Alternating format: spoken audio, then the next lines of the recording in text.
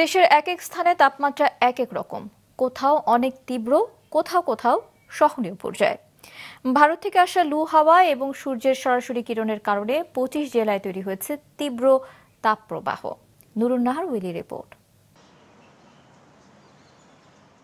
ঢাকা, রংপুর আর রাজশাহী বিভাগের অনেক জায়গাতে আর পুরো খুলনা অঞ্চল জুড়ে তাপপ্রবাহ চলছে 1 এপ্রিল থেকে। জারি হয়েছে হিট অ্যালার্ট। আবহাওয়া অধিদপ্তর বলছে গত 76 বছরের রেকর্ড ভেঙেছে এবারের তাপপ্রবাহের স্থায়িত্ব। বাংলাদেশের সব স্থানে তাপমাত্রার অবস্থা এক নয়। মূলত পশ্চিমাঞ্চলে তাপমাত্রা সবথেকে বেশি। আজ চুয়াডাঙ্গায় তাপমাত্রা রেকর্ড হয়েছে 43 ডিগ্রি সেলসিয়াস। দেশের 25টি জেলার উপর দিয়ে বয়ে যাচ্ছে মৃদু থেকে অতি তাপপ্রবাহ। তবে দেশের পূর্ব ও দক্ষিণাঞ্চলে তাপের অনুভূতি কম। আবহাওয়া অধিদপ্তরের কাছে প্রশ্ন ছিল, এক এক অঞ্চলে এক এক রকম তাপমাত্রা হওয়ার কারণ কি? দিল্লি, উত্তরপ্রদেশ, মধ্যপ্রদেশ, বিহার, ওয়েস্ট বেঙ্গল আমাদের পশ্চিম পাশে অবস্থিত এবং এর তাপমাত্রা বাংলাদেশের চেয়ে সবসময় একটু বেশি থাকে। তাপমাত্রা 42 থেকে 46 ডিগ্রি সেলসিয়াসের মধ্যে ওঠানামা করে। সুতরাং এই পরিস্থিতিতে উত্তর পশ্চিম দিক থেকে যে উষ্ণ বায়ু বা লু হাওয়া এই গেটওয়ে অর্থাৎ চুয়াডাঙ্গা, যশোর, কুষ্টিয়া, রাজশাহী, সাতক্ষীরা এইসব অঞ্চল দিয়ে বাংলাদেশের অভ্যন্তরে প্রবেশ করে। বাংলাদেশের বাতাস এমনি উত্তপ্ত আছে, পাশাপাশি লু হাওয়ার সাথে সংমিশ্রণ হয়ে এই পশ্চিম অঞ্চলটা একটু উষ্ণ করে তোলে আরো।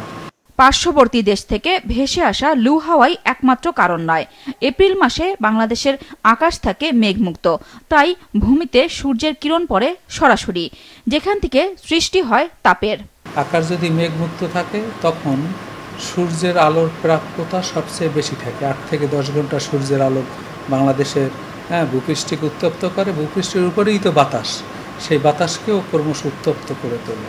সুতরাং এই মেঘমুক্ত আকাশ এবং বাতাসের গতিবেগ যদি কম থাকে এবং পশ্চিম দিক থেকে লু হাওয়ার যদি অনুপ্রবেশ ঘটে এবং আমাদের পশ্চিমাঞ্চলে যে তাপপ্রবাহ আছে তা যদি অব্যাহত থাকে এবং তাপ বলয়ের যদি বাংলাদেশের দিকে তার বিস্তার লাভ করে এবং জলীয়বাষ্পের যদি পরিমাণ ক্রমাগতভাবে বৃদ্ধি পেতে থাকে, তাহলে এই যে বিদ্যমান তাপপ্রবাহ সে ক্রমশ আরও উষ্ণ হয়ে আমাদের অস্বস্তি বোধকে ক্রমান্বয়ে বৃদ্ধি করে দিতে পারে। এপ্রিল উষ্ণতম মাস হলেও আবহাওয়ার চরিত্র অনুযায়ী এই মাসে থাকে কালবৈশাখীর প্রভাব, তাই তাপমাত্রা কমে আসে। কিন্তু চলতি বছর এপ্রিল মাসে কালবৈশাখী ঝড়ের দেখা মিলেছে মাত্র একবার।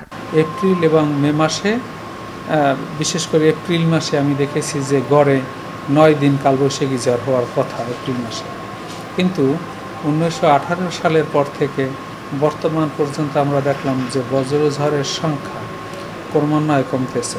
গ্লোবাল ওয়ার্মিংয়ের কারণে আমাদের সমুদ্র স্রোত এবং অ্যাটমসফিয়ারিক প্যাটার্ন, সারফেস লেভেল এবং আপার লেভেলে তার বৈশিষ্ট্যের পরিবর্তন এসেছে এবং এই সব পরিবর্তনের ফলে চরম ভাবাপন্ন ওয়েদার সিস্টেমের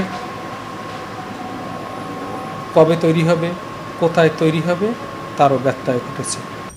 আবহাওয়াবিদরা বলছেন, বৈশ্বিক জলবায়ু পরিবর্তনের কারণে আবহাওয়ার এই চরম ভাবাপন্ন অবস্থা তৈরি হয়েছে। নুরুন নাহার উইলি, মাছরাঙা সংবাদ, ঢাকা।